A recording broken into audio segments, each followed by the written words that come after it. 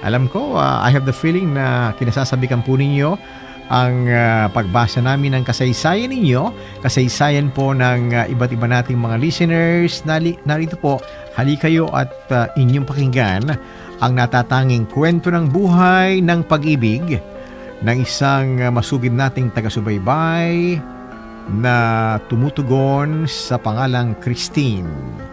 Ganito niya nais na ilarawan ang kanyang kasaysayan.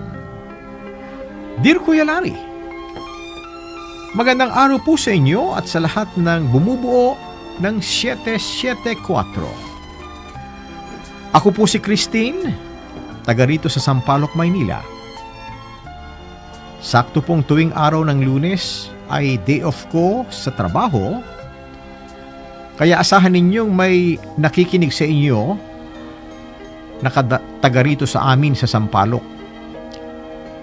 Pero hindi lamang ako, kuya, kundi lalo na ang aking lola na si Lola Betty. Sa tuwing nakikinig kasi kami ng tipanan, lagi niyang binabanggit at sinasabi sa akin na balang araw ay nais niya rin pong marinig sa inyong programa ang kwentong pag-ibig nila ng aking Lolo Rudy. Kabisado na nga po naming mga apo niya ang love story nilang dalawa, kuya. Dahil kung makailang ulit na rin itong naikwento sa amin ni Lola Betty. Taong 1958 nang unang magkakilala sa Sorsogon sina Lola Betty at Lolo Rudy. Si Lola Betty ay 16 years old pa lamang noon, habang 18 years old naman si Lolo. Unang nag-cruise ang kanilang landas nang sumama si Lola sa kanyang mga pinsan sa pamamasyal sa bayan. Abay, sakto namang may nagaganap na amateur fight ng boxing sa plaza nang mapadaan sila, kaya tumigil sila saglit para manood. Hindi mahilig sa boxing si Lola Betty, pero nang makita niya kung sino ang naglalaro sa ibabaw ng ring, ay tila napako na siya sa kanyang kinatatayuan at wala na siyang nagawa kundi panoorin ang laro hanggang sa matapos. Ang tinutukoy ni Lola Betty na naglalaro ay walang iba kundi si Lola Rudy. Dating buksingero ang aming Lolo Rudy, kuya. 10 taong gulang pa lamang ito nang magsimula ng mag-training dahil pangarap niyang maging sikat na buksingero at makapaglaro sa ibang bansa balang araw. Sabi ni Lola Betty, 3 rounds lang naman daw ang laro, pero parang hindi siya humihinga sa buong laban, lalo na sa tuwing tinatamaan ng suntok si Lolo Rudy. Sa mga oras na yun, kuya, ay nabihag na ng kakisigan ni Lolo si Lola Betty. Ang magandang tagpong iyon ay nakahalata ang pinsan ni Lola na si Lolo Isko. Siya ang naging instrumento para magkakilala silang dalawa. Mula noon ay hindi na naalis sa isip ni Lola Betty si Lolo Rudy. Ang hindi naman alam ni Lola ay maging si Lolo Isko ay nabighani na rin sa kanyang taglay na kagandahan. Lingid sa kaalaman ni Lola, lagi siyang kinukumusta ni Lolo Rudy kay Lolo Isko. Hanggang sa isang araw, ay bumisita si Lolo Rudy sa bahay nila Lola Betty habang ito ay nasa eskwelahan. Walang kamalay-malay noon si Lola Betty na ang taong laging nasa isip niya ay naroon pala sa bahay nila at formal nang humihingi ng permisyo sa mga magulang niya para maligaw. Kuya Larry, walang kamalay-malay noon si Lola Betty na ang taong laging nasa isip niya ay naroroon pala sa bahay at formal lang humihingi ng kapahintulutan o permiso sa mga magulang niya. Naliligawan siya. Talagang sinadya pala ni Lolo Rudy na magtungo sa bahay nila Lola nang wala siya roon. Dahil ang nanay talaga ni Lola ang kanyang sadya. Nais kasi nitong formal na magpaalam muna naliligawan niya si Lola. Kwento ni Lolo Isko sa amin, ba'y makailang beses raw sinungitan ng nanay ni Lola si Lolo at makailang beses ding pinaalis ng bahay. Pero hayot porsigido talaga si Lolo at lagi itong bumibisita para patunayang malinis ang kanyang intensyon o ang kanyang hangarin para kay Lola. At gaya ng madalas ni kinekwento ng matatanda hinggil sa paraan ng panliligaw noon, naranasan din po ni Lolo Rudy na mag-igib ng tubig at magsibak ng kahoy.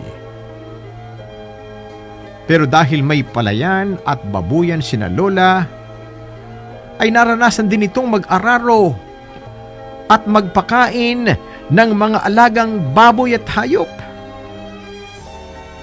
Noong una ay isinikreto ni Lolo Rudy kay Lola Betty ang ginagawa nitong paninilbihan sa bahay nila. Pero hayot nabuking din siya nang misay napaaga ang uwi ni Lola galing sa eskwelahan. Halos maglulundag daw sa tuwa si Lola Betty nang malaman niyang may nararamdaman din pala si Lolo Rudy sa kanya. Inabot ng ilang buwan ang panunuyo ni Lolo Rudy kay Lola Betty hanggang sa naging magkasintahan na sila at hindi nagluwat ay humantong din ang dalawa sa kasalan. Taong 1960 nang ikasal sina Lola Betty at Lolo Rudy at nang taong ding iyon ay nagbunga ang kanilang pagmamahalan at agad ding nasundan ng sumunod na taon. Kwento ni Lola Betty, napakasipag raw ni Lolo Rudy dahil nagagawa nitong pagsabayin ang pagiging mabuting ama at pagtitraining bilang amateur boxer. Sa kabila ng responsibilidad nito bilang padre di pamilya, ay hindi pa rin ito sumukong abutin ang pangarap nito na maging isang tanyag na boksingero. Naging maayos at masaya ang pagsasama ni na Lola Betty at Lolo Rudy bilang mag-asawa hanggang sa dumating ang pinakamatinding dagok sa kanilang pamilya. Kuya, taong 1962, nang magkaroon ng laban si Lolo Rudy sa Maynila. Ito ang unang beses nasasabak siya sa laban sa labas ng probinsya. Kaya naman sabik na sabik siya. Ganon din si Lola Betty na palaging nakasuporta sa kanya. Buong buo raw ang pag-asa ni Lolo Rudy noon na iyon na ang simula ng katuparan ng mga pangarap niya. Pero isang trahedya ang naganap sa kasagsagan ng laban ni Lolo Rudy. Matapos makatanggap ng isang malakas na suntok, ay biglang humandusay si Lolo Rudy sa ring at nawala ng malay tao. Pilit daw siyang ginigising pero nanatili itong walang malay at tila lantang gulay na nakadapa sa lona. Nagtamo ng malalang head injury si Lolo Rudy, kuya. Dahil dito ay ilang araw din siyang walang malay. Hanggang sa isang araw ay tuluyan na siyang nawala sa aming piling. Sa edad na 20 ay nabiyuda si Lola Betty at naiwan sa kanyang pangangalaga ang 2 anak nila ni Lolo Rudy. At nung mga panahong iyon, kuya, ay tila pinagsakluban ng langit at lupa si Lola. Hindi niya alam kung papaano magsisimulang muli. Pero pinilit niyang magpakatatag para sa kanyang mga anak. Matapos mailibing si Lolo Rudy, ay lumuwas ng Maynila si Lolo Betty at naging isang mananahi sa isang pagawaan ng damit sa Pasay. At mula nang pumanaw si Lolo Rudy, kuya, ay hindi na nakuha pang umibig ni Lola Betty sa iba. Bukod sa kailangan niyang magtrabaho para may maipantustos o may maipadala sa kanyang mga anak na naiwan sa Bicol, ay wala na raw siyang nakita pang ibang nakahihigit o makapapantay man lamang sa nararamdaman niyang pagmamahal kay Lolo Rudy. At sinabi pa ni Lola Betty, si Lolo Rudy lang ang una't huling lalaking iibigin niya hanggang sa huling hininga niya. Hanggang dito na lamang po ang aking liham.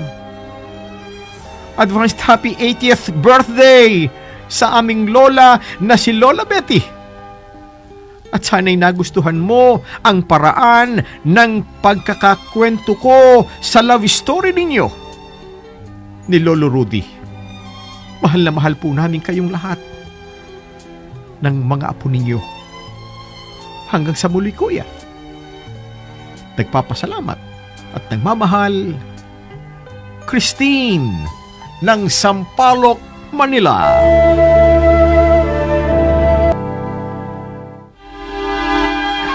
Okay po ba sa inyo ang kwentong aming inihatid sa inyo? Ayan, aking inilahad sa lahat ng ating mga taga-subaybay ang isa na namang makulay na kasaysayan ng pag-ibig at sana po ay naibigan ninyong lahat. Ano ho? Ang bawat isa ay maaaring may naiibang kwento ng nakaraan. Kwento ng pag-ibig. Sino man sa atin tiyak ko na may espesyal ding kwento ng nakaraan tungkol sa inyong pag-ibig at pagmamahalan. Halika po kayo at kayo ay malugod naming inanyayahan. Ibahagi sa palatuntunang ito ang bawat pitak ng sarili ninyong kwento, natatanging kasaysayan na kailanman ay hindi na ninyo maiwawaglit sa inyong puso at damdamin dahil nakaukit na ito sa inyong puso at damdamin. At sana po ay magsilbing inspirasyon sa ating mga listeners ang iba't ibang kwento na hatid ng palatuntunang ito. Ito po naman ang inyong kaibigan, ang inyong Kuya Larry. Maraming salamat po.